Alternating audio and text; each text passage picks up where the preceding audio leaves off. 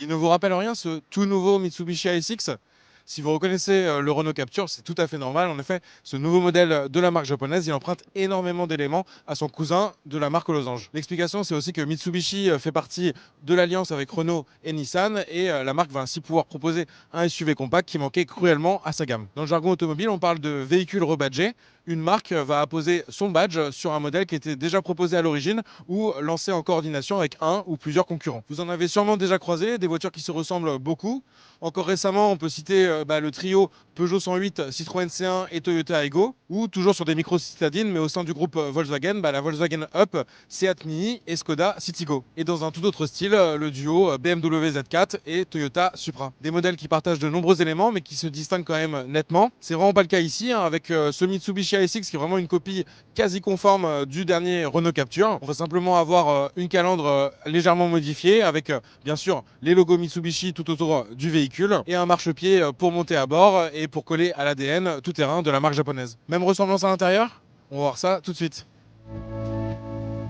À l'intérieur, sans surprise, on retrouve un niveau de mimétisme qui est presque encore plus poussé qu'à l'extérieur. On a vraiment l'intérieur, l'habitacle du Renault Captur, et ça c'est plutôt un bon point parce qu'il est particulièrement réussi hein, depuis le lancement de la deuxième génération du Captur en 2019. Les différences, c'est assez logique, elles vont se jouer au niveau du volant. Bien sûr, on retrouve le logo Mitsubishi. Même chose au niveau des animations sur l'écran tactile ou l'écran des compteurs. Ils vont être très proches finalement de ce qu'on retrouve dans le Renault Captur, mais avec les animations et le logo Mitsubishi. On perd aussi la boîte à gants tiroir du Renault Captur pour retrouver une boîte à gants plus classique. Bon, des petits détails. Nous, aujourd'hui, on teste la version hybride non rechargeable qui reprend également la même motorisation que Renault Captur. On va voir tout de suite sur la route ce que ça donne.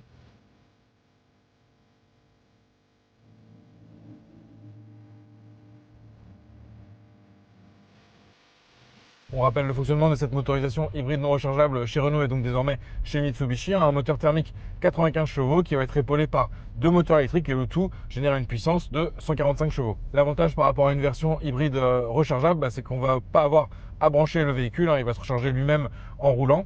L'objectif, ça va être de réduire la consommation avec 80% du temps de roulage en ville qui peut être réalisé en électrique. À basse vitesse, ça va être souvent la motorisation électrique qui va assurer la motricité du véhicule. Nous, par exemple, sur notre essai, on a réalisé une consommation de 5,5 litres au 100 sur environ 200 km avec un peu d'autoroute, de ville et de route de montagne. Donc, c'est un résultat qui est très correct.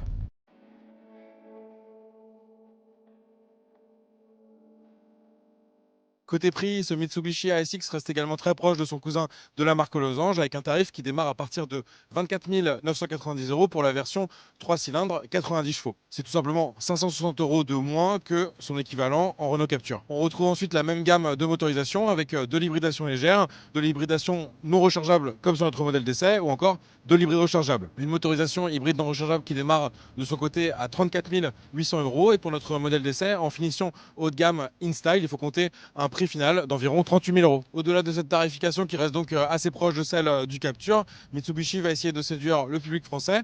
Le petit SUV compact de Renault, il cartonne en effet, il s'est vendu à plus de 50 000 exemplaires par an ces dernières années.